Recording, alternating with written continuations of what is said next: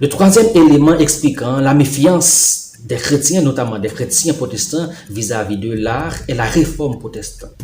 Oui, cette réforme n'était pas parfaite, il y a eu des failles. Et à ceci, je voudrais citer Lynn Larivière. Notre histoire est marquée par un événement qui a grandement affecté l'Église et son attitude à l'égard des arts, la réforme. Le zèle du protestantisme à détruire certaines formes d'idolâtrie provoqua la destruction de toutes les œuvres qui étaient considérées comme marquées par le péché. D'après les protestants de l'époque, les catholiques adoraient leurs belles œuvres d'art, qui devaient donc être détruites sans considération de leur contenu ou message. Ce comportement de la part des protestants soulignait leur ignorance du caractère de Dieu exprimé par la beauté.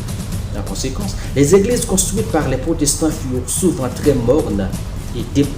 Ligne poursuit. Malheureusement, les bâtiments ne furent pas les seuls à partir de cette attitude. Une erreur fondamentale concernant le rôle de la création artistique s'imposa dans l'esprit des gens. L'art était maudit par le péché et fut assimilé à de l'idolâtrie.